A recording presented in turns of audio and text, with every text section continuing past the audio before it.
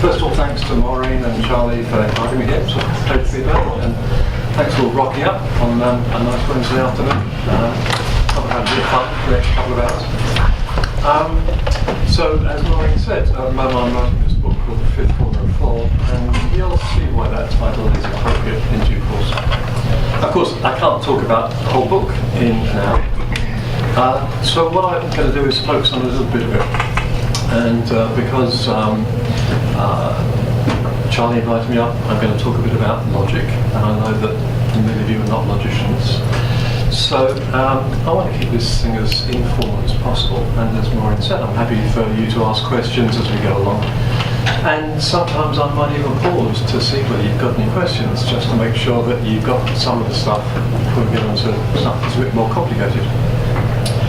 Alright, so what I want to talk about is a principle that you find in Buddhist philosophy, especially in this earliest of years, called the Chatushkoti. Literally means four corners. Okay? Sometimes you find it translated into Greek as tetralemma, which means the same thing. Why four corners? Well, I'll explain that in a moment. But the Chatushkoti is a principle of logic or metaphysics, I'm not sure which, maybe both, that's very important in the development of Buddhist metaphysics. And Buddhist metaphysics is not a single thing, it develops through different schools over something like 2,000 years in India and Greece. And as the metaphysics develops, so does the Chatushkoti. So it starts off in a relatively simple form, and then as the metaphysics gets more complicated, the Chatushkoti gets more complicated. And what I want to do is sort of chart some of the developments of the Chatushkoti, tell you enough about the developments in metaphysics to make that understandable. But I also want to show you that you can make perfectly good sense of the Chatushkoti in perfectly rigorous, standard, modern, Western terms. Not with classical logic, that's hopeless. But with non-classical logic, we've got just the tools to do the job. So, I mean, if you're seeing this stuff for the first time, the logic, if you're seeing the Chatushkoti for the first time, you might think it's entirely wacky, okay? Especially as it gets more complicated. But I will show you how to make perfectly good, precise mathematical sense of it. So it's technically coherent.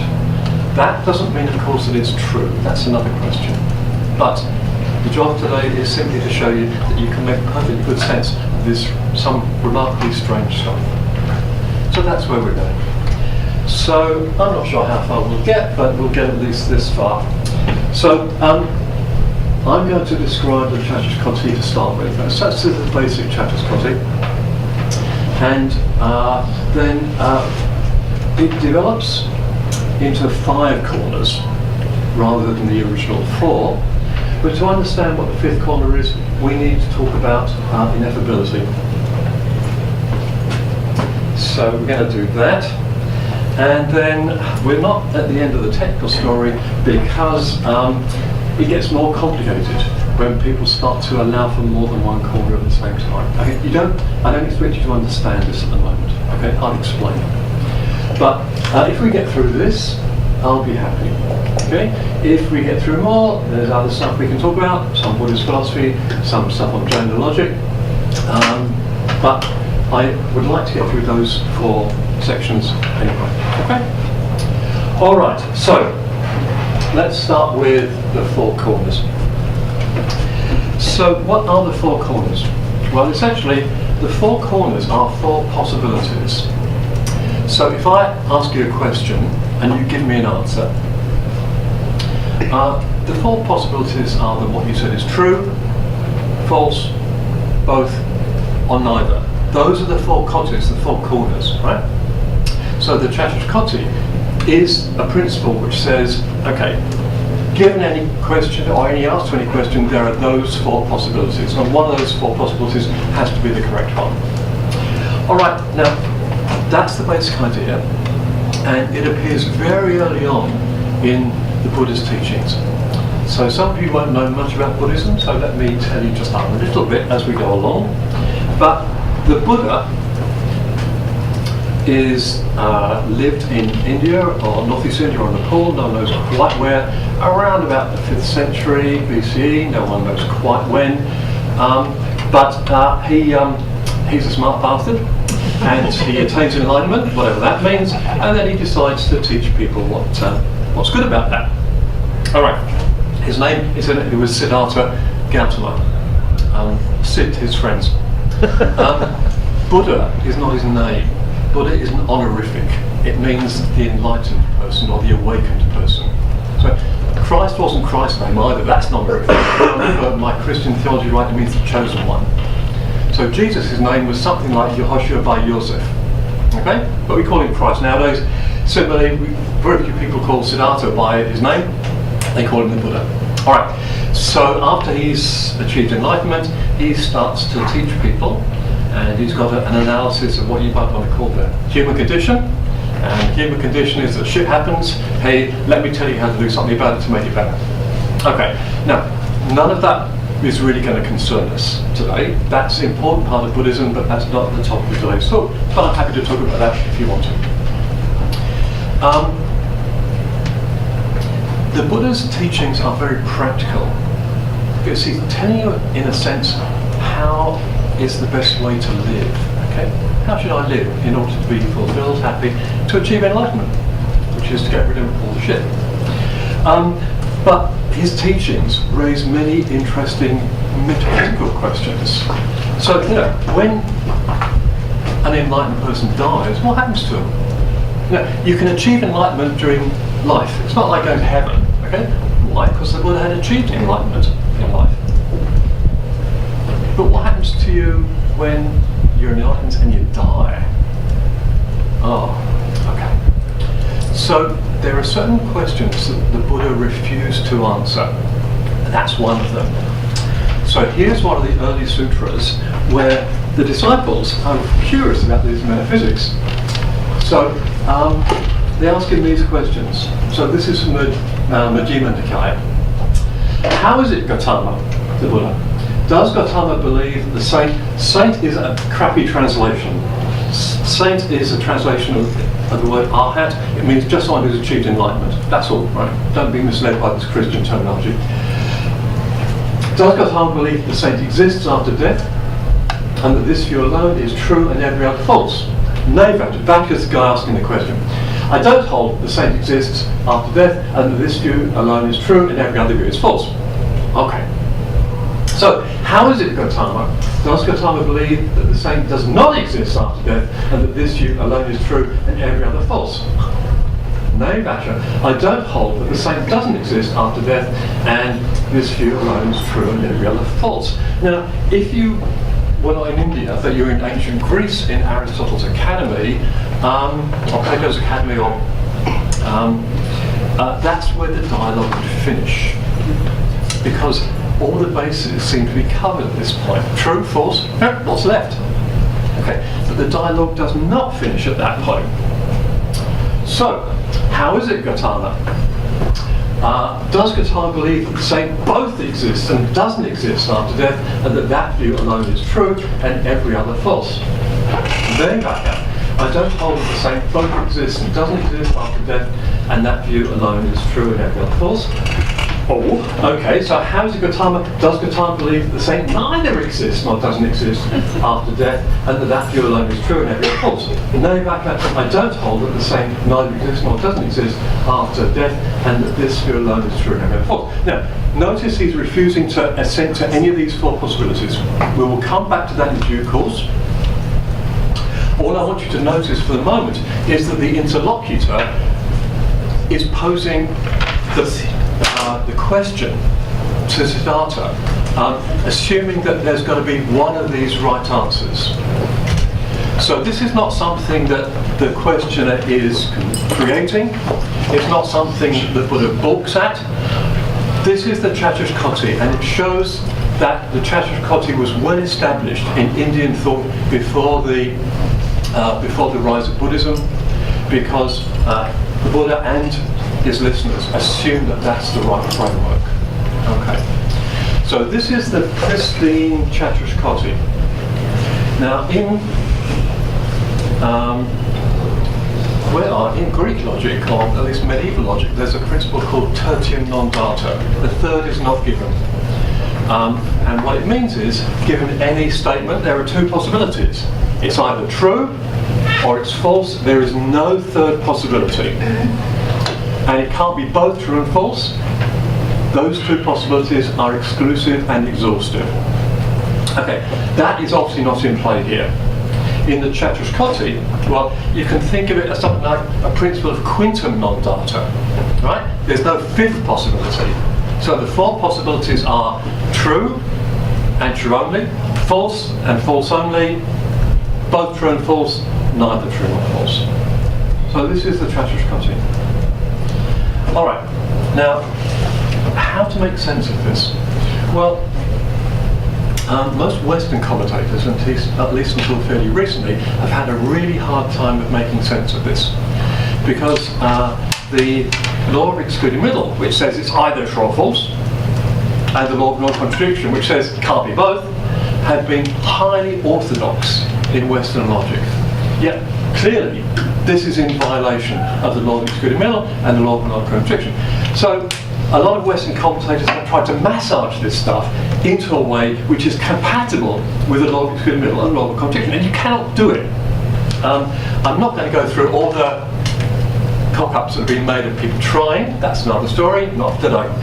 But I'm going to show you that there is a dead easy way of doing it, because one of the contemporary systems of non-classical logic is called first-degree entailment. Don't worry about the name. But the important thing is that it is a logic, and logicians call it many-valued. It means there are more than two truth values. There are going to be four, surprise, surprise. And the truth values of the first-degree entailment are exactly those that you'd expect from the Chatrushkoti. Okay, so we're going to do a little bit of logic now. All right, so there are four truth values: true, false, both, and neither. Or better, true only, false only, both, and neither. And logicians call this little diagram a Hasse diagram, after the mathematician Hasse. And the arrows indicate an ordering, don't worry too much about that. It'll play a role in a second. But these are the four truth values. So, every statement is going to have one of these four truth values. Okay, that's the basic picture. And this is the Chatrushkoti appears before your very eyes as soon as you draw the diamond. Okay. Well, if you ask a logician, what am I going to do with these four truth values?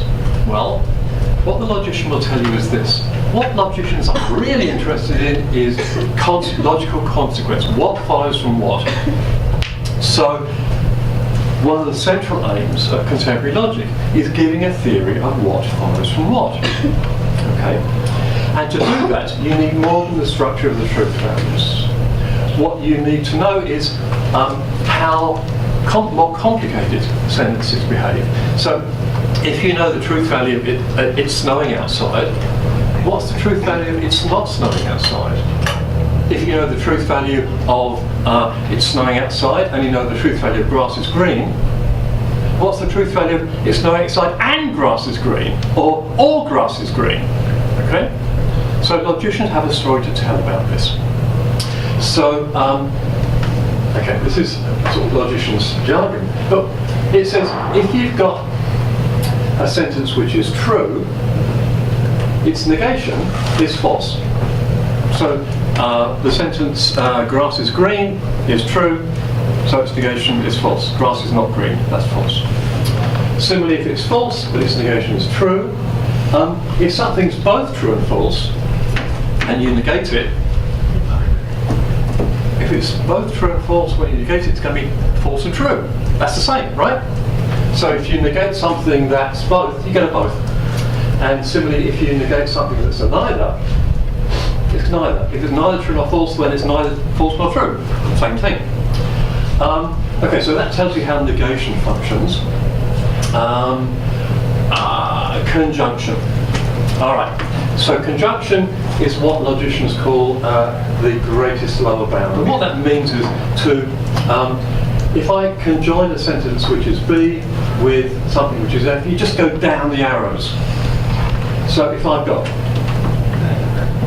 okay? Sentence A and B, and this has the value B, and this has the value F. What's the, sorry, Charlie, do you use an ampersand, or what do you use for conjunction? Yeah, ampersand's fine. Okay, what's the value of this conjunction? Well, you go down the arrows, and so the conjunction has the value F. One thing to note is, well, what about, suppose you conjoin B and N, okay? You go down arrows. So you keep going down until you hit something which is lower than both. So if you conjoin B and N, you go down the arrows and you hit F. Disjunction, you just turn the procedure on its head and go up the arrows instead of down the arrows. Alright. Now, we're not quite at a theory of logical consequence yet, because I've told you what the truth values are. I've told you how compound sentences, like conjunctions and negations, work. What I haven't given you is a definition of what follows from what logicians call validity. Now, in a many-valued logic, there's something called a designated value.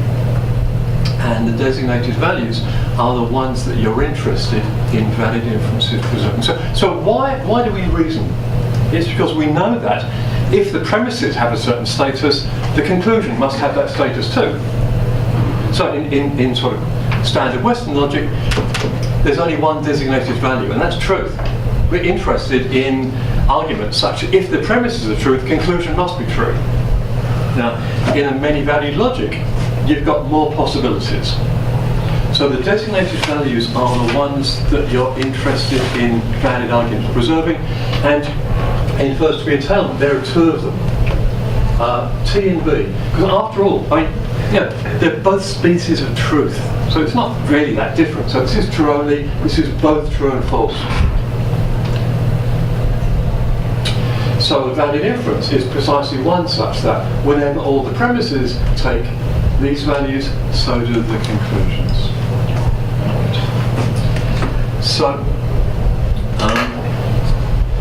that's the definition of validity. Of course, this was not on the radar of Buddhist philosophers in the 5th century before the Common Era. Okay? They were more interested in metaphysics than logic, but logic plays a role in Indian philosophy a bit later. But I've given you this to show you the following. If you think that the Chattoskoti is wacky, it's not, because one can make perfectly good and precise sense of it in terms that make perfect sense to a contemporary Western logician. Okay, those of you who are not logicians can put your fingers in your ears for 2 minutes, because some of you who are logicians will want to know what the valid inferences are in first-degree entailment. Okay, so some of you this will make sense, some of you won't. If you don't follow, it doesn't matter. So this is a rule system for classical logic, classical two-valued logic.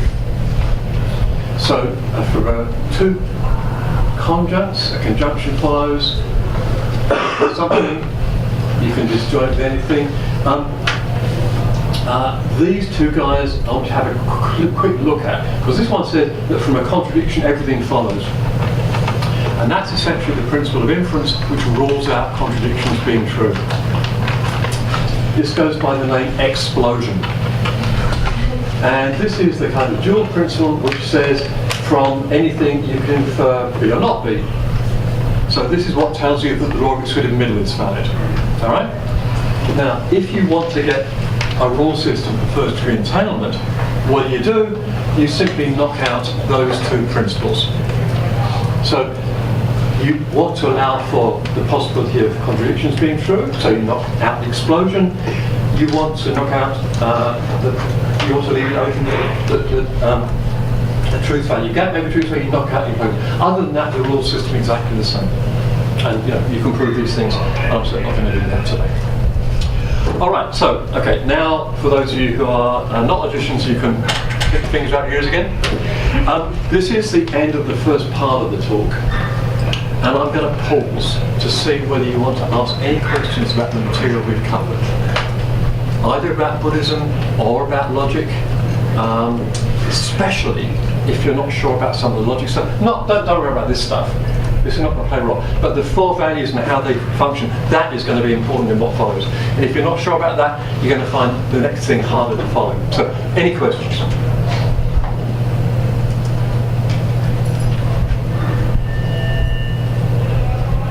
What's a situation where, like, both or neither would actually be?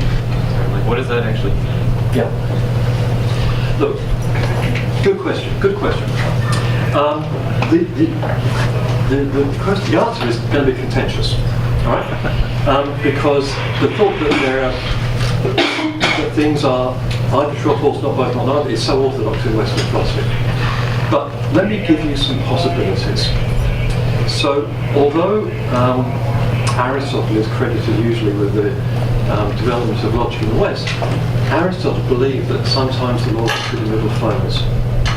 So there is, even though he defends it in some places, the law in his writings, there's one of his texts, De Interpretatione, there's an infamous chapter called chapter 9, where he says, hey guys, if the law of the middle is true, then fatalism follows. So, okay, his example is there's going to be a sea battle tomorrow. So you're sitting on the Parthenon, you're looking out over the Aegean, there's this Athenian fleet and the Spartan fleet. Are they going to fight? Are they not going to fight tomorrow? No one knows. Aristotle gives a little argument, says, well, if one of those is true now, it's got to happen. I mean, it's contingent, so it can't be the case it's going to happen. It's got to happen. So for these contingent statements about the future, Aristotle thought that they were neither true nor false. Things which are both true and false are even more contentious, but probably everybody's favourite at the moment is something like the paradox of self-reference. So, have you heard of the liar paradox? Okay, you're going to hear of it now.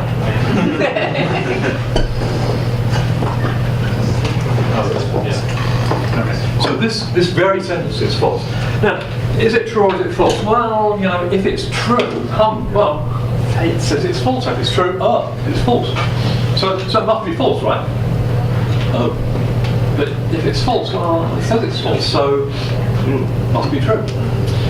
Now, this was a paradox which was discovered about the same time the Buddha was working, right? About the 5th century BC in ancient Greece.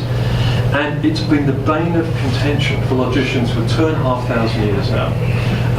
In contemporary logic, there is absolutely no consensus about how you handle this. Prima facie, you've got a violation of the law of non-contradiction. It seems to be both true and false. That doesn't sit very happily with orthodoxy. So some people think, well, maybe it is both true and false. So this is an example of the third cutting where something is both true and false. I mean, all of these things are highly debatable and contentious, but at least it'll give you some idea of the things which might go into the third and fourth cutting which you may not have met before. Okay. Any other questions? Yeah. By extension, being associated with the third copy, both true and false, would this sentence also be associated with being neither true or false? Good question. Yes, look, the people who think that that sentence is both true and false, like me, are in a minority. Most people think that the best analysis is that it's neither true nor false. So they actually stick it in the fourth copy. That's much more standard, okay? There are real problems with this. So they feel it just kind of sits there and exists instead of having any sort of value. It has no truth value. It's not true, it's not false. Okay. This is the problem. This sentence is false, okay, or neither true nor false.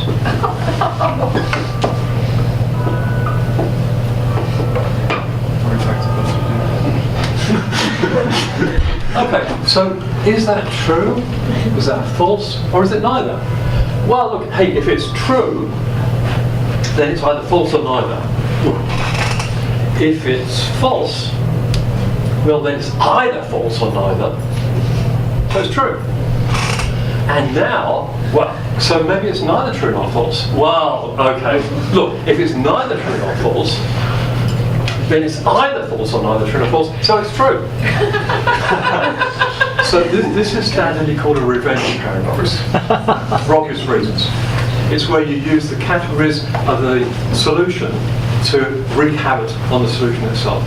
And consistent accounts of the liar paradox are particularly prone to this kind of revenge argument. So, for people who think that the liar sentence is in the fourth copy, this is a real problem.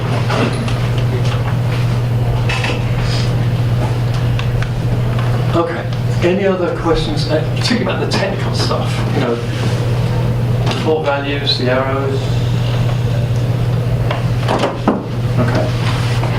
Oh, the cosmos, right. Now,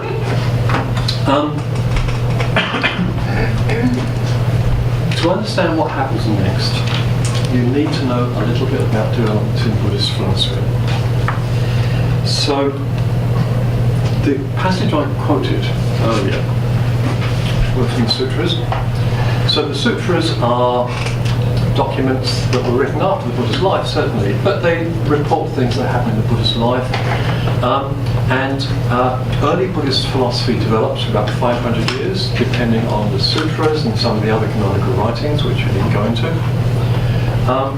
And it develops in a fairly straightforward form, according to which each person has to try to attain enlightenment for themselves. There are many forms that flourish in the first 500 years of Buddhism. Only one of those exists nowadays. That's called Theravada Buddhism, meaning the way of the elders, and that's the form of Buddhism that you will find if you go into Southeast Asia. So if you go to Sri Lanka, Myanmar, Thailand, you'll find Theravada. However, around the turn of the Common Era, a new kind of sutra emerges. And the people who like it pretend that it was written by... these were true stories about the Buddha. They weren't. They're philosophical inventions. But it's kind of good if you can pretend that the founder of your religion really said this stuff. Quite a powerful argument, right? So these new sutras emerge, and they're called the Praniparamita Sutras. So it means the perfection of wisdom sutras. And they radically challenge a number of things which were endorsed by the earlier forms of Buddhism.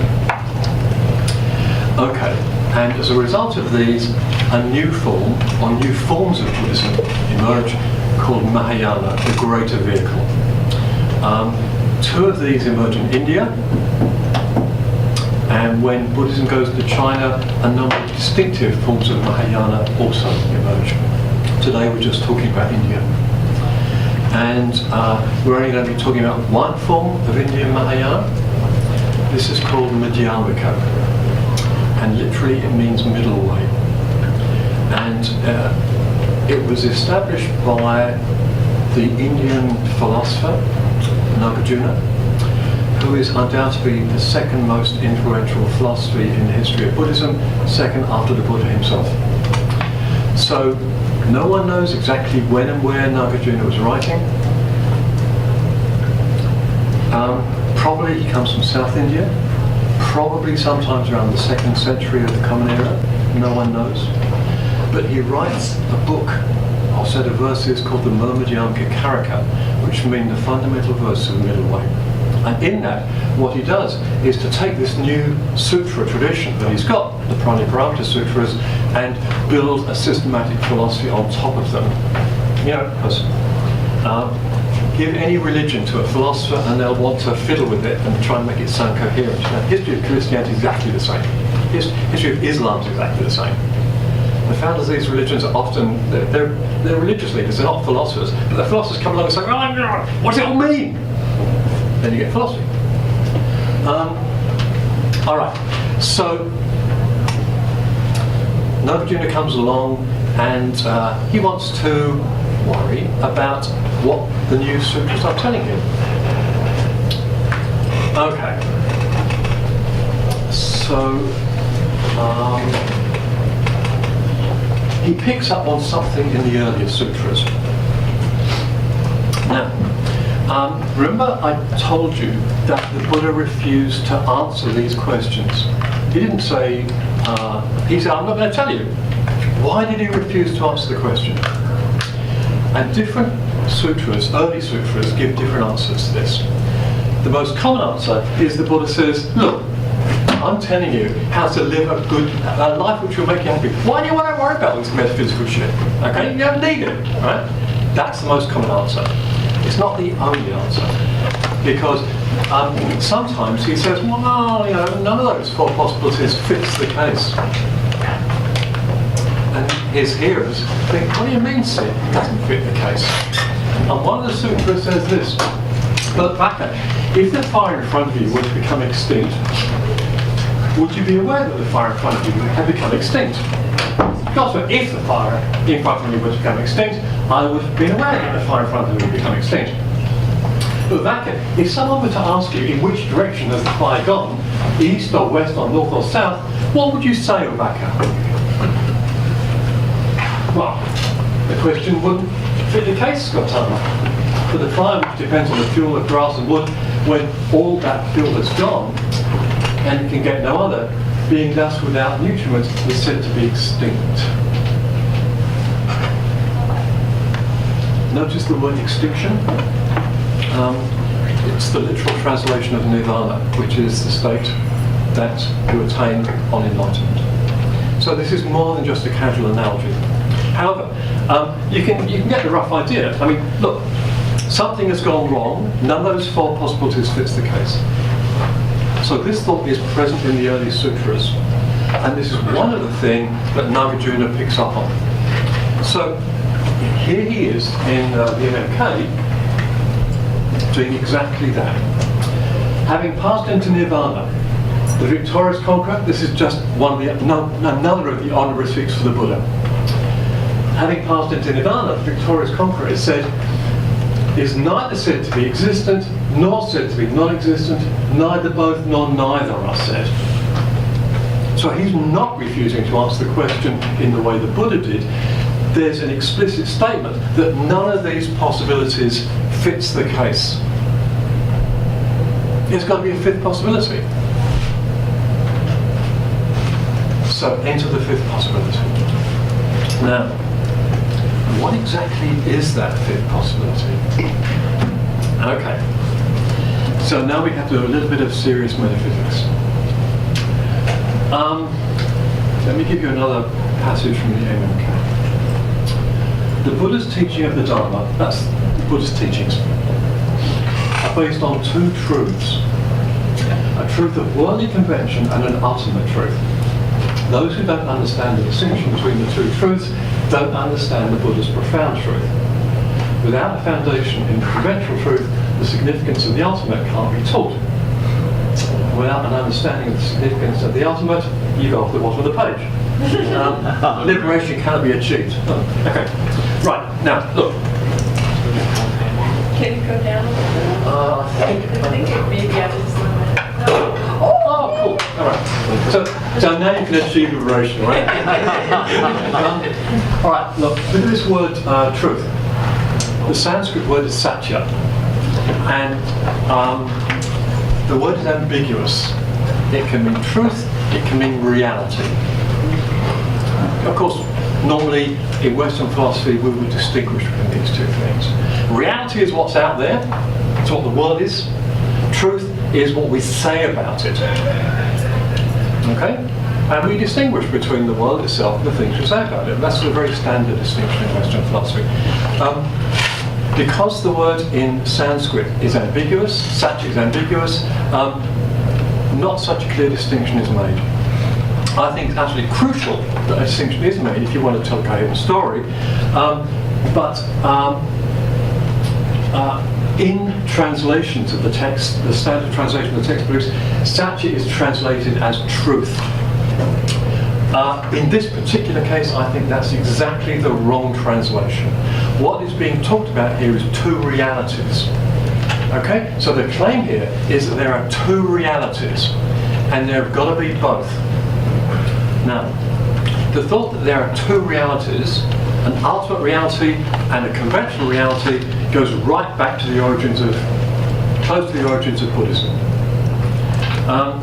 But different Buddhist schools interpret the distinction in different ways, and Nagarjuna has a very distinctive take on this. So what is Nagarjuna's take on these two realities? Okay. Well, conventional reality is easy enough to get your head around. It's our Lebenswelt. Okay? It's the world you're very familiar with, especially on a Monday morning. And you know what that's like. You know how to describe it. You know what it feels like to be in it. So the conventional reality is easy. Okay. What is ultimate reality? Well, that sounds kind of hard, and it is. So it's hard to pull out a very explicit answer to this question from the MMK, but it's absolutely central to the development of Madhyamaka philosophy after Nagarjuna. And the story that emerges is this. Look, conventional reality is a sort of conceptual construction in a way. So take me, what am I? I'm just a bundle of parts sort of trundling along, and the parts change and so on. Okay, you can give it a name, Grain Priest. That's quite useful for thinking about things. But really, I mean, all that Grain Priest is a kind of conceptual construction. It's just a name we use for a bunch of parts which are kind of trundling along, you know, they come to existence, interact with each other, go out of existence, that's it. So Grain Priest is a kind of conceptual construction.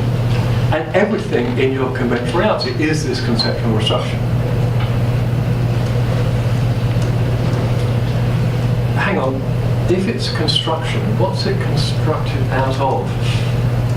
Well, says Nagarjuna, look, suppose you peel off all this conceptual overlay. So suppose I take, you know, this object. Conventionally it's a chair. Suppose I start to peel off its properties, my conceptualization of it. So I peel off its chairness, I peel off its four-leggedness, I peel off its sort of yellowy brownishness.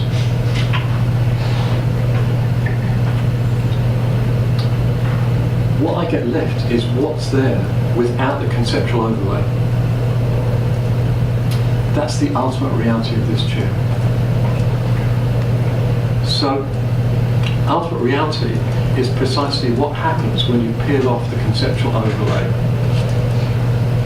Alright, now, in this quote, Nagarjuna is saying, hey, look, if you don't understand that there's an ultimate reality underneath this conceptual overlay, you're not going to get things right. But if you don't understand, if you just stick to the ultimate reality and you don't worry about the conventional overlay, well, how are you going to say anything? Because if you've peeled off all conceptual overlay, you can't say anything, because to say something requires that you use concepts. So you've got to have a grasp of the fact there's an ultimate reality, and yet you've got to be prepared to talk with the conventional as well. You need both. That's what the Buddha's saying here. All right. So this is from the MMK. We've gone back to what this fifth possibility is, and now it should be easier to get your head around this. Empty should not be asserted. Non-empty should not be asserted. Neither both nor neither should be asserted. These are used only nominally. In other words, you use language, use names, use concepts. And this fifth possibility is one which you can't apply concepts to. So you can't apply any of the four corners of the Kossi because you've gone beyond the conceptual construction. How can the tetralemma, Katishkoti, of permanent and impermanent etc. be true of the peaceful? The peaceful is ultimate reality. How can the tetralemma of finite standard be true of the peaceful? So remember our question about the saint, the arhat, the enlightened person, what are they like after death? Well, you know, they lose their conventional aspect, gone. What's left is their ultimate aspect. What's that like? Can't say anything. Because to say anything, you're deploying concepts, and what's ultimate is what is left after all the concepts have been peeled off. Okay, so what is the fifth possibility? The fifth possibility is ineffability. All right, so Nagarjuna never spells it out explicitly, but he more or less says it. Now this is the dedication to the UMK. I prostrate to the perfect Buddha, the best of teachers, who taught that whatever is dependent and risen is unborn, unceasing, unannihilated, not permanent, not coming, not going, without distinction of identity, and free from conceptual construction. So what he's saying here is, hey, guys, what's really out there, when you strip off all the conceptual construction, is, well, none of these things. All these things require concepts. And ultimate reality is free from conceptual construction. So it's ineffable. That's the fifth possibility. And this is the closing verse. I prostrate to Gautama, who through compassion taught the true doctrine, which leads to the relinquishing of all views. Now, all views. Does he mean you've just got to shut up? No, he doesn't. It's all views about the nature of ultimate reality. You can say a lot about conventional reality, plenty of views about that, right?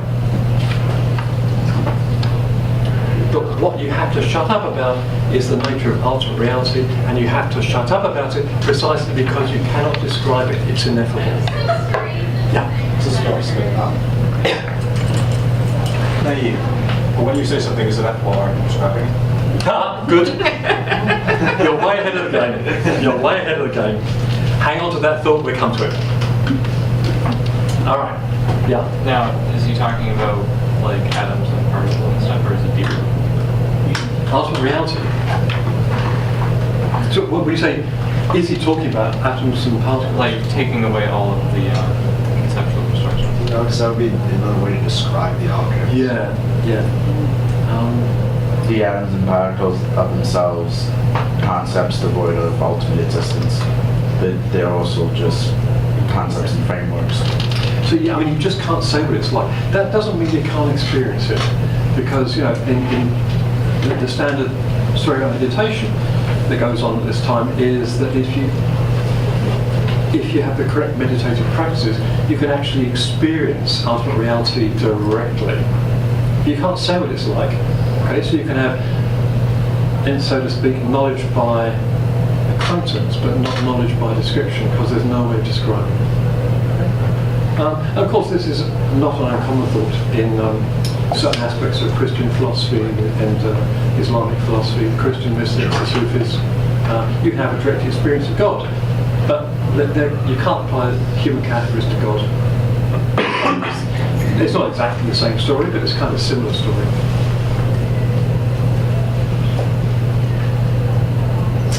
Okay? All right. So, that's why the fifth possibility is ineffability. So, ineffability is very puzzling. To talk about it, it's very puzzling, as you observed, and we can probably see a picture. But how do you have it given the Tragic concept? You've got four possibilities in the original Tragic concept, now you've got five. Let's add the fifth. There it is. The fifth possibility, I call it E, for emptiness, right? You said it's not empty. Sorry? You said it's not empty. Sorry? You said it was not empty. It's neither empty or non-empty. Maybe it should be I for ineffable. That was a quote. It's a part of the story. I'm so sorry. No, I didn't. You ruined everything! Point taken. It's a bad letter to choose. I'll change it. Thank you.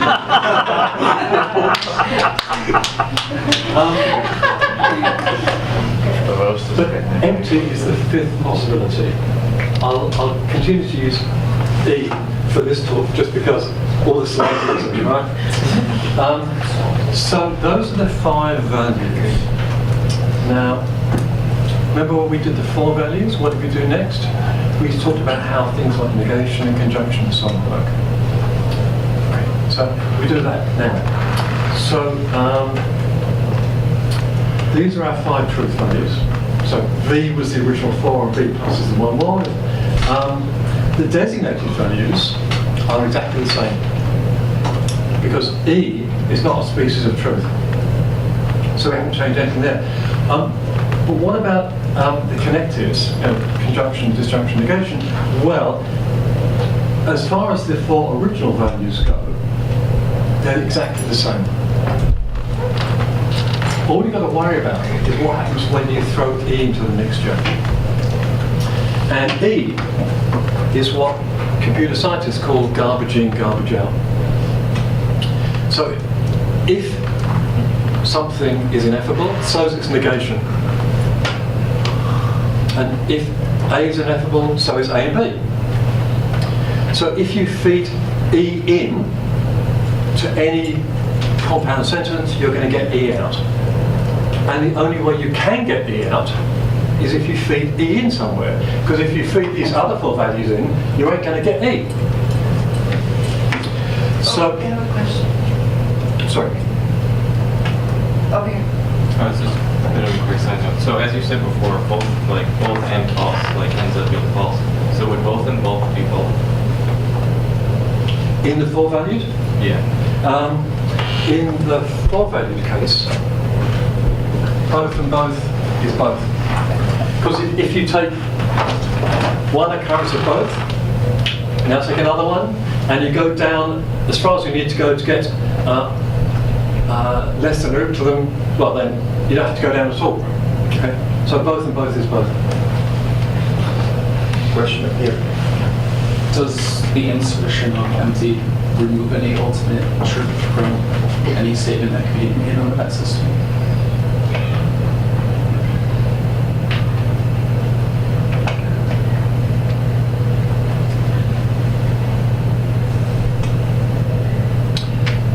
You might interpret that question in a couple of ways. One of them relates to the question this gentleman asked, and I'm going to come to that in a minute. Certainly you lose some things, and I'll show you exactly what you lose from logic in a minute. Okay? What you lose from metaphysics, we'll put that question on ice for a moment until we get a bit further. Okay? But if I haven't answered your question by the time we finish, ask it again. Okay? All right. So E represents ineffability, and it's this garbage in, garbage out operator, which is exactly how you'd expect ineffability to behave. Because if you negate something ineffable, it's going to be ineffable. And the only way that the negation can be ineffable is if the thing in question was ineffable. So E is, the behaviour of E is exactly how you'd expect ineffability to behave. So this is a specification of the 5-value Trans-Conti, where the 5th value is ineffability. What does that do to the inferences that are valid? Well, this is part of what, part of the answer of what you lose. So I gave you rules for the 4-valued Trans-Conti, first degree entanglement. They're all valid once we've added a 5th value, except this guy, disjunction introduction.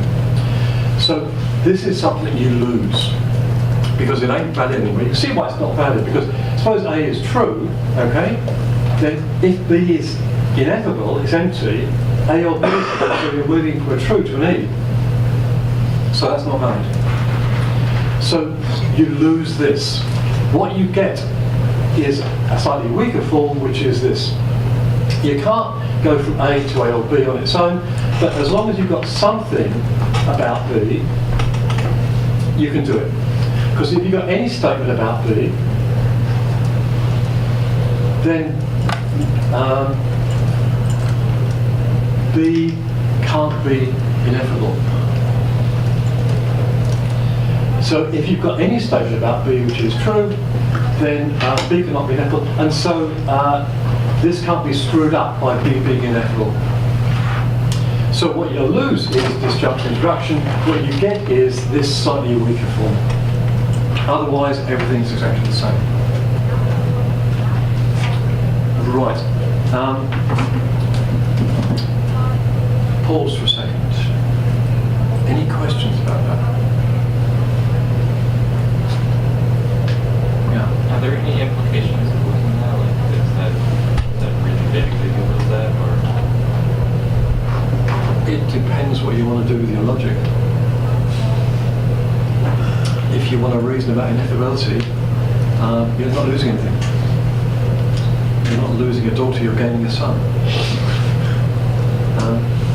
If you want to reason about things that aren't ineffable, well then if you give this up, you're in deep trouble. But then why should you give it up if you're reasoning about things that are effable?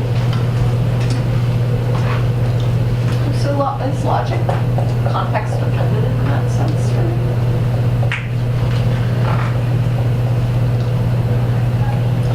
Let me answer that question in a second, because there's something I need to say next.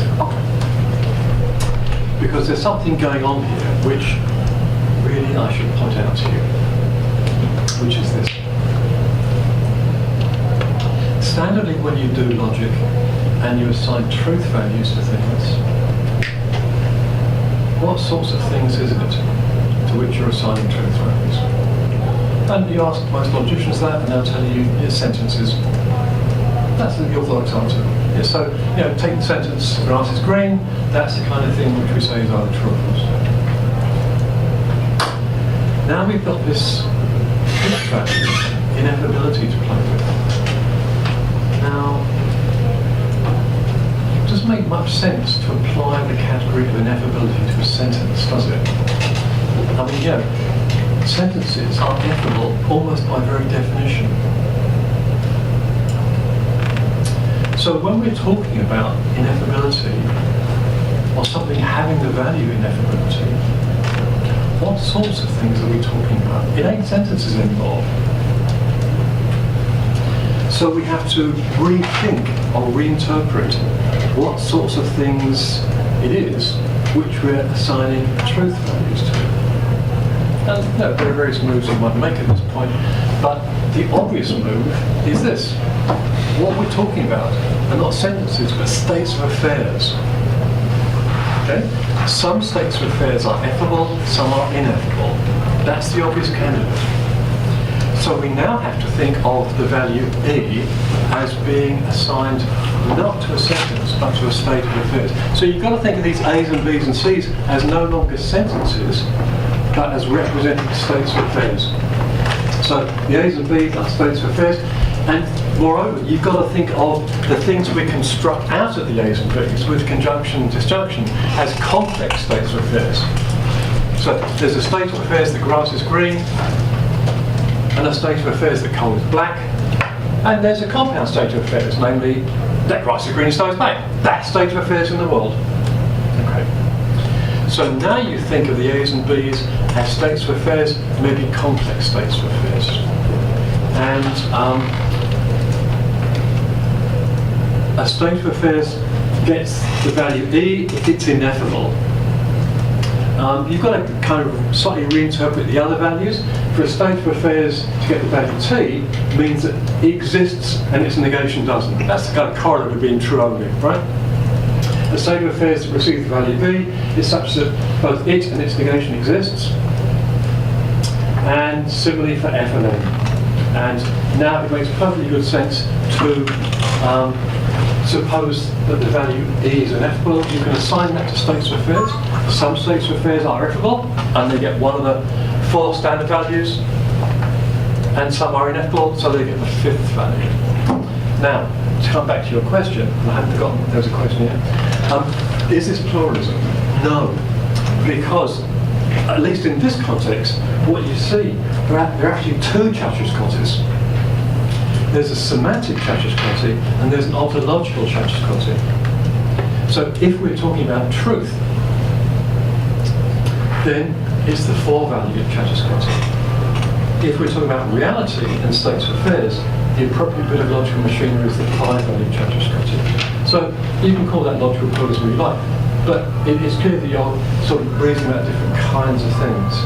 And I mean, I remarked that this word satya is ambiguous. This is one place where you really have to distinguish, because the four-value Chattiscotti is semantic, it's to do with truth. The five-value Chattiscotti is ontological, it's to do with states of affairs. Okay? Now there was a question here. Yeah. Yes. What about the sentence at the very side of the presentation? The sentence at the very side of the presentation, that the same continues to exist after that. Okay. Well, that's one of these things that Junior declares to be ineffable. Yeah, well, it seems to be a sentence, not a statement of things, which by your own reasoning is affable by definition. Well, hang on. It's a state of affairs, and Nagarjuna is saying that you can't say anything about it. Now, he's saying something about it. I take that point. We're going to get to that. All right. But the picture is this. You've got the state of affairs of the enlightened person existing. Okay. On death, then the conventional aspect disappears. All that's left is that ultimate aspect. So their existence at that time is simply ineffable. So the conventional completely drops out at death, and all you get is this ineffable state of the arhat. That answers the question. Okay. So the fact we're able to formulate a sentence that you say exists after death Yes.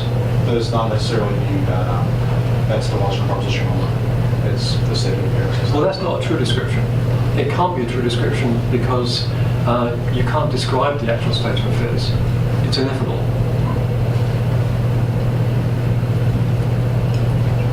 So in acknowledging that you can't talk about that ultimate reality, is the state of affairs only talking about conventional reality? And that's just kind of the E is just holding it all together, so... Okay. This is the next question. All right? Good question. So I want to talk next about talking about the ineffable. Okay? That's the next big topic. But before we get there, let's just see if there are any other questions about this stuff. Any other questions about technical machinery?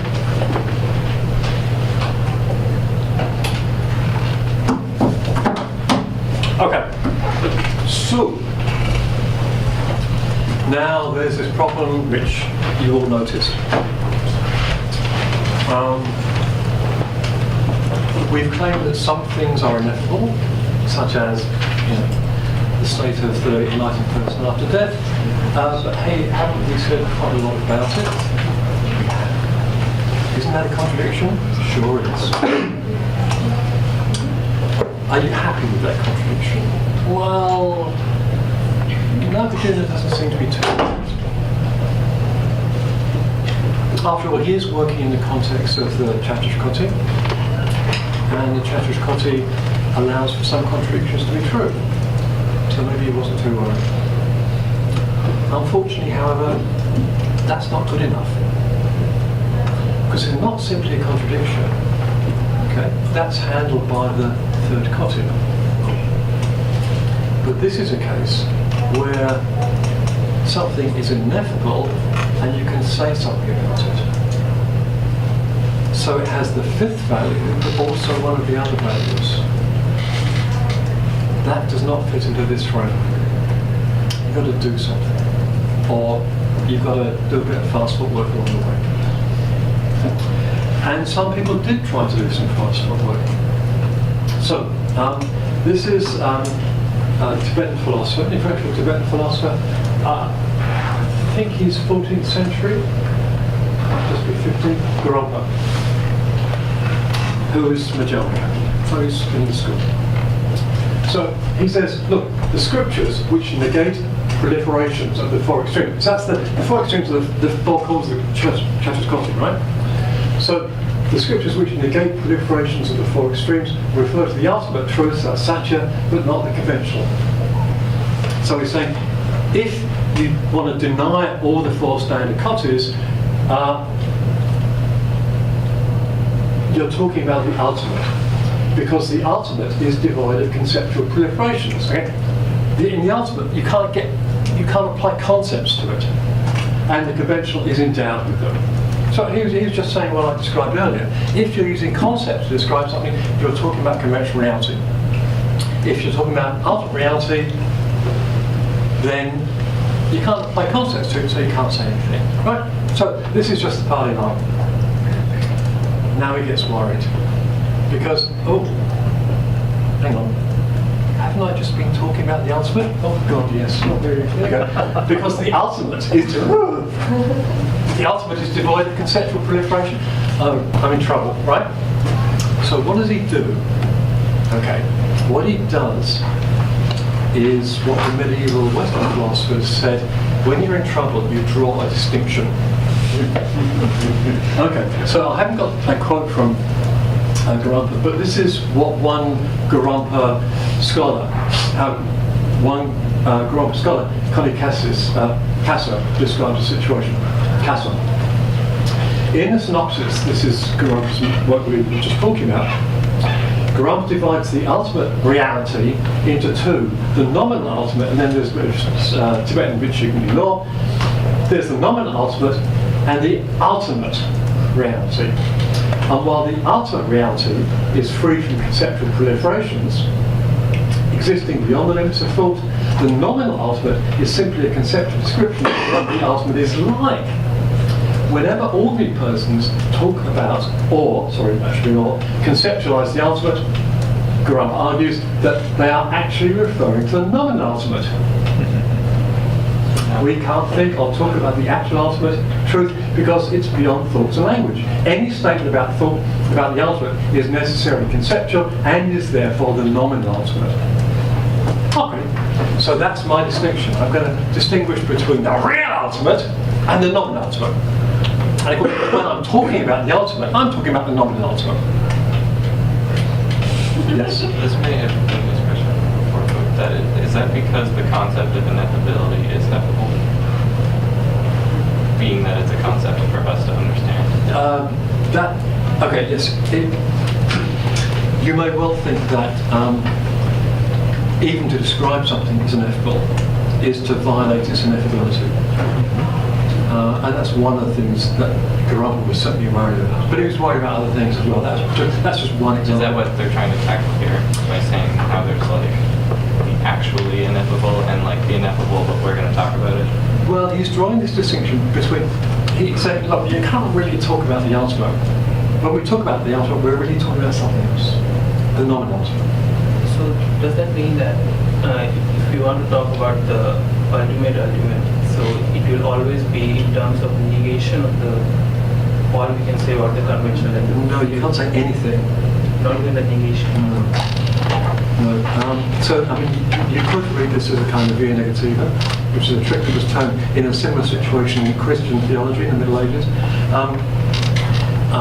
Garumpa doesn't think you can use negation. I mean, anything you say, he's going to say, and that's not negation. That's to say, I'm not having a bar with this. So after I refuse to answer, is that most correct? Not quite, because you can refuse to answer just because you're a lazy bastard. You've got to somehow indicate that it's not appropriate, right? Just not going to fly. It's like the old answer because I said so.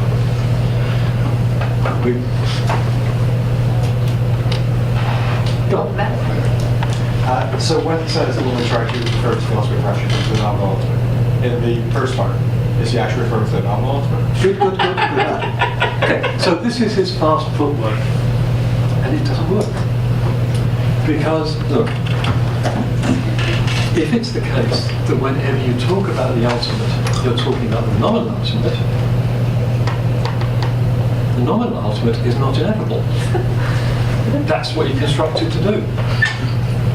So when I, Garumpa, claim the ultimate is ineffable, that's just false. Because I, Garumpa, talking about the ineffable, I'm talking about the nominal ultimate, and that's quite effable. So this is his fast footwork, and it doesn't work. Okay? He's not the only poor guy in this situation. It arises in Western philosophy in a number of cases. It arises in Kant, it arises in Wittgenstein, it arises in Heidegger. However, that's a story for another occasion. But stick to the Buddhist case, it doesn't work. So that bit of distinction drawing doesn't work. If you want to make coherent sense of this, then you really have to allow for something to take more than one of the continuities. It has to be ineffable, and you can say something maybe true about it. Okay? Now that starts to sound really wacky. Okay? But it makes perfectly good, precise, logical sense. Let me show you how. Okay. So when we looked at the 4-value Chattox-Coty and the 5-value Chattox-Coty, we assigned each sentence or each state of affairs one value. T, F, B, E. Okay? So mathematicians describe this as a function. It's an assignation of exactly one thing. Now, what we're going to do is loosen up a bit. So when we assign truth values, we're no longer going to take it to be a function, we're going to take it to be a relation. And the thing about a relation is that it can relate an object to more than one thing. Okay. So think of father of or mother of. That's a function, because every person has exactly one father or one mother biologically. Okay? But son of or daughter of is not a function, it's a relation. Because people can have more than one son and more than one daughter. Okay, they might have just one, that's fine. Actually, they might have none too. But the point is that a person can have more than one son and more than one daughter. So son of, daughter of are relations, they're not functions. Okay, we're going to do the same trick here. So when we assign values to our bearers, which are either sentences or states of affairs, then we're going to allow for the possibility that they can have more than one value. We're going to require to have at least one, but they may have more than one. Okay? So within the framework, which we're now going to look at, it's quite possible for something to get the value of ineffability, E, and one of the other 4 values as well. So this is a construction which is now becoming called plurivalent logic. So plurivalent logic is one where things can have more than one value. So many-valued logic or multi-valued logic is just logic in which there's more than one value. Okay? Like the logics we've been looking at so far. Plurivalent logic, there may be more than one value, but the important thing is that things can have more than one value. All right, so evaluation is not a function, but it's a relation which relates every atomic sentence to at least one of our 5 values. Okay, now how do the truth functions now exist? How do they work? Let me give you an example, because I think that's going to be more illuminating than hammering through the definition. Do you mind writing on blackboard, please? This one? Yes, please. All right. So, suppose you've got a truth bearer. Okay? Now, suppose this relates to, let's say, F and E. So those are the 2 values it relates to. What does not A relate to? Well, all you do is just negate these 2 things. So when we negate F, we get T. When we negate E, we get E. So you just operate on the individual components. Mathematicians call this doing it pointwise. Okay? So let's do one more example. Suppose you've got A and B, okay, and you want to conjoin them. And suppose, let's see, that's true and E, and that's false and E. So A relates to true and E, B relates to false and E. What does the conjunction relate to? Well, we're going to do it pointwise. So true and false, when you conjoin those, you get true. True and E, when you conjoin those, you get E. E and false, when you conjoin those, you get E. And E and E, when you conjoin those, you get E. So these are just repetitions. Okay? So the conjunction will relate to T and E. So that's how complex You have a question? Is the second value always going to be E? Because like if, for instance, Good. the two values were T and F, wouldn't it just collapse into B? Good. The machinery I've given you is compatible with a sentence.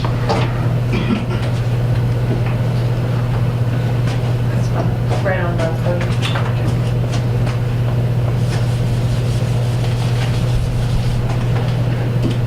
So, these are our 5 truth values: true, false, both, neither, and E.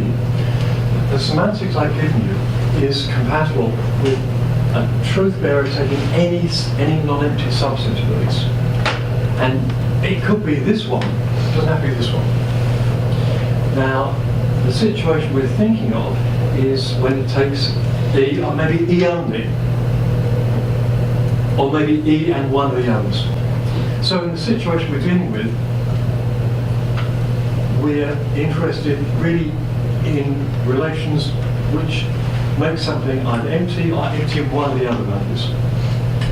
So it's a bit more precise than the general machinery that I've given you.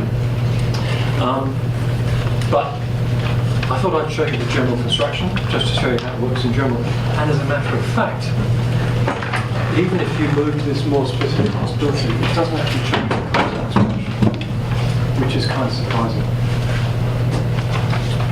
Yeah. So both and true would be redundant, right? Why not simply eliminate both and neither and allow it Hang on. When you say both and true, it's redundant. You mean So if one truth bearer has both true and both. Okay, so let's do another example. So we've got one truth bearer A, which is both and true, Yes. and the other one, which is I'm not listening along with it. I'm just saying the premise that we have, that both and true is redundant because both. no, It's true. because look, suppose that's got the value n, right? What you do is you take every one of these and mix it with every one of these. Okay? Well, there's only one here. We've got 2 here. So let's conjoin. Oh, sorry. Let's conjoin. We've got to do this and this, and then this and this. So let's do B and N. So what happens when you do B and N? Well, you go down the arrows, right? False. So that's funny case you get this false. Now you do T and N, and you conjoin. So you go down the arrows, so you get N. So your conjunction is going to relate to these 2 guys. So these 2 don't interact. But every one of these guys interacts with every one of those guys. Okay? The syntactically, it's semantically doesn't both imply that the statement is true. Does it imply what? That the statement is true. I mean, if a statement is both true and false, that clearly proves true. Like, if Yeah, it's well, true yeah, and yeah. false, is the true redundant? No. Well, but remember that T means true and true only. So it doesn't mean true and false. Well, it doesn't mean B. It doesn't mean like half of B doesn't imply T. Oh, I see. So there are the permutations of true, not true, and false, not false.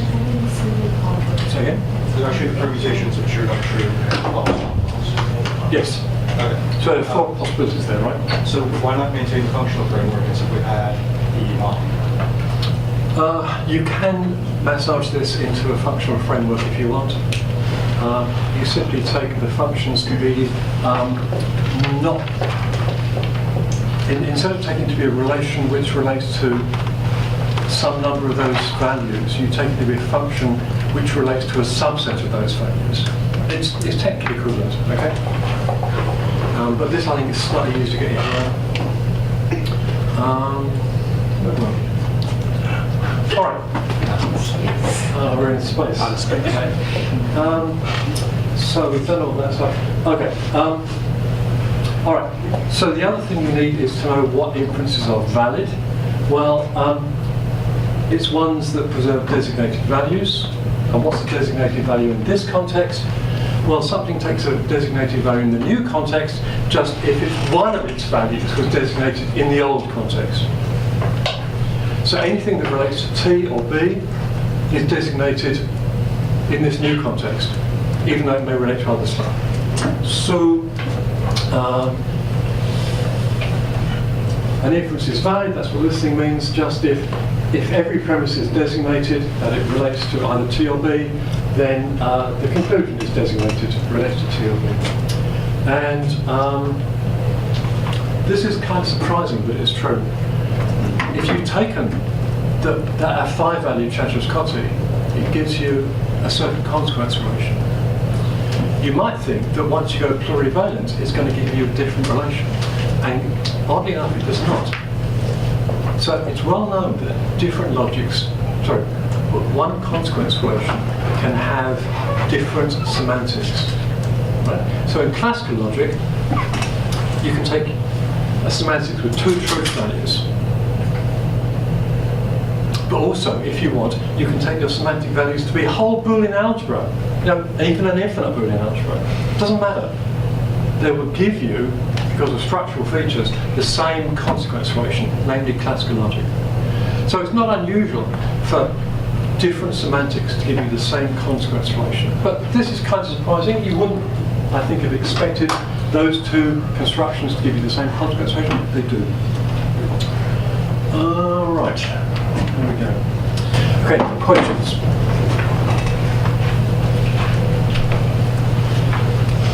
All right. Can I go on for another 10 minutes? Sure. Yes. Absolutely. All right.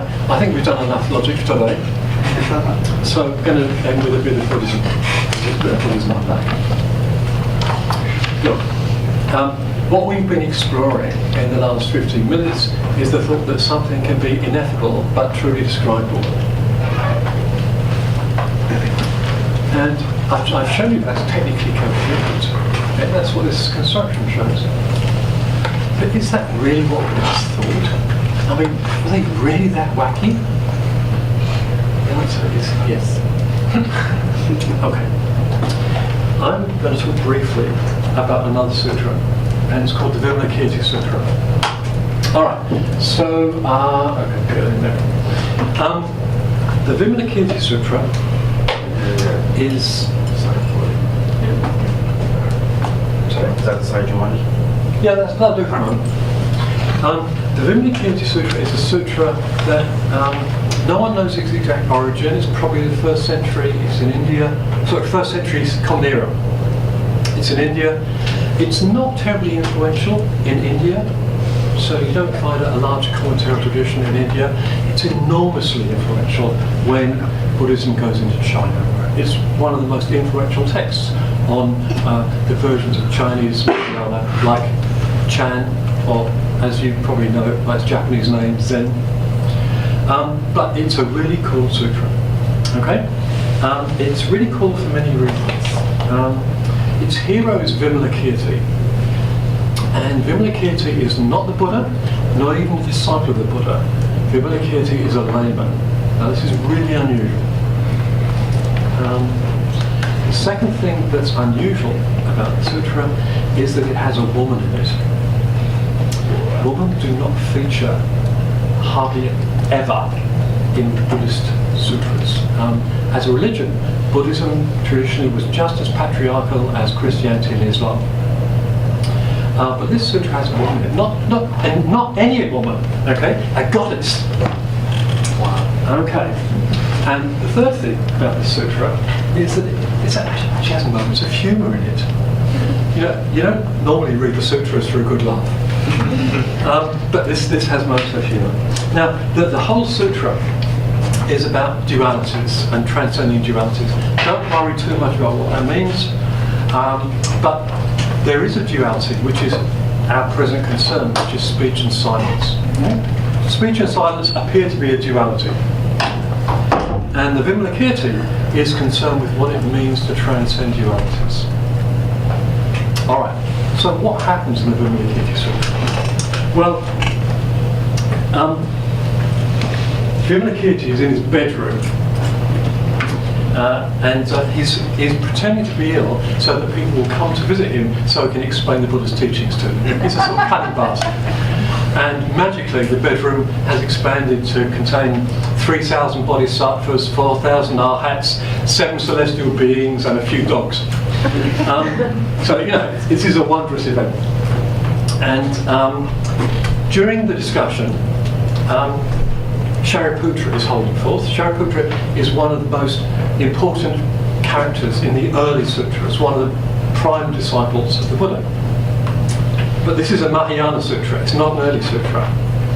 And during the discussion, the goddess appears. She sort of leaps out of a cupboard or wherever goddesses hide.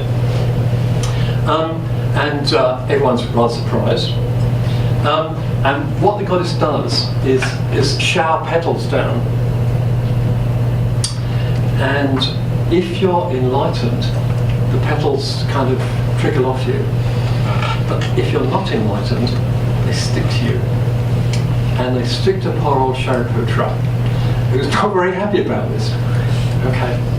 So, a dialogue ensues between Shariputra and the goddess. Venerable Sir, said the goddess, how long has your attainment of emancipation, that's your enlightenment, been? Shariputra was silent and didn't answer. And the goddess said, with your great wisdom, Venerable Sir, why do you remain silent? And Shariputra replied, emancipation, enlightenment, cannot be spoken of in words. Therefore, I don't know what I can say to you. So, he's a bit embarrassed that the petals are stuck to him because, he thinks he's cool, he's enlightened. So the goddess says, well, how long have you been enlightened then? It takes the fifth. Can't tell you because it's ineffable. The goddess is not amused. The goddess said, words, writing, are all marks of emancipation. Why? Because emancipation is not internal, not external, and not in between. And words, likewise, are not internal, not external, and not in between. Therefore, Shariputra, you can speak of emancipation without putting words aside. Why? Because all things that exist are marks of emancipation. Now, this is a very dark quote. We could talk about what it means, but what the goddess appears to be saying is that words are not something over and above ultimate reality. Words are part of ultimate reality. But whatever that means, she is saying that you can talk about ultimate reality. Okay. So if you left the text at this point, you would think, oh, okay, so, the goddess, who's obviously, a cool dude, is just saying you can talk about ultimate reality. Okay. It's a mistake to close the book and stop reading before the final chapter. So, a couple of chapters later, something else happens. And at this point, there's a whole bunch of bodhisattvas in there. Now, a bodhisattva is someone who's a long way down the path to enlightenment. So they're pretty cool people. And the topic for discussion is exactly what it means to transcend dualities. Okay. And they run around the room, sort of like a party trick. And each one says, well, the question is, what does it mean to transcend duality? And each one, gives an answer to that. And, so some of them say things like, well, okay, so this is the bodhisattva good eye. Don't ask. So good eye says this: the unique in form and the formless constitute a dualism. If one understands that the unique in form is in fact the formless, and then doesn't seize on the formless, but sees all as equal, one may in this way enter the gate of non-dualism. So this is this bodhisattva's answer. And they run around the room and they all give answers until they get sort of close to the end. And the last bodhisattva to speak is really important, because the last bodhisattva is Manjushri. And Manjushri is the bodhisattva of wisdom. So he should know what he's talking about. Right? So what does he say? Well, he says, to my way of thinking, all dharmas are just objects, elements of reality. That's all. To my way of thinking, all dharmas are without words, without explanation, without purport, without cognition, remove from all questions and answers. In this way, one may enter the gate of non-dualism. He's saying it's ineffable. Right? So, is that the end? No. Because Manjushri, cool dude though he is not the hero of the sutra. The real sutra, the real hero is Vimalakirti. So Vimalakirti is asked what he says. Then Manjushri said to Vimalakirti, each of us has given an explanation. Now, sir, it's your turn to speak. How does the Bodhisattva enter the gate of non-dualism? And at that time, Vimalakirti remained silent and didn't speak a word. And Manjushri sighed and said, "Excellent, excellent. Not a word, not a syllable. This is truly to enter the gate of non-dualism." Now, okay, Parashariputra got castigated for remaining silent. Here, Vimalakirti is praised. What's the difference? The difference is context. Manjushri has just said, you cannot talk about the ultimate, explaining in words what the ultimate is like. And Vimalakirti has shown the same thing by his actions. So Vimalakirti and Manjushri have done exactly the same thing, except that Vimalakirti has done it in words, Manjushri has done it in words, Vimalakirti has done it in action. Okay? So, is it possible that something can be effable and ineffable? Yes. This is a sutra which actually shown you that it is, and shown you how. Okay? Because if you don't understand that you can do the same thing in words and not in words, you haven't transcended this dualism. Can you or can you not speak? Well, both. Okay? That's the way you sort of transcend this dichotomy. Okay, so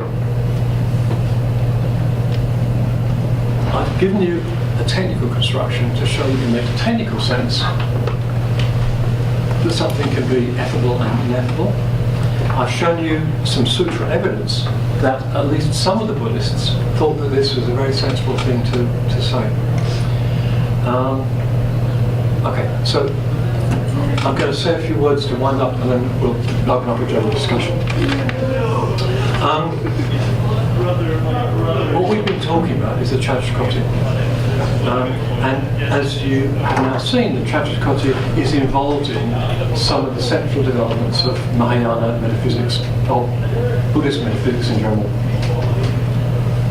It starts off life as a very innocent principle. Everything is true, false, both or neither.